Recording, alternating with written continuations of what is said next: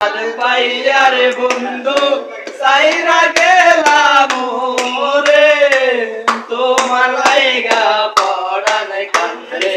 মন বসে না ঘরে রাধে পাইয়া রে বন্ধু সাইরা গেলাম রে তোমার লাইগা পড়ান কান্দে মন বসে না ঘরে কথা কইতাম রে দুইজন বৈশা পুকুর পাড়ে সেই সব কথা পড়লে মনে চোখের পানি ধরে বন্ধু রে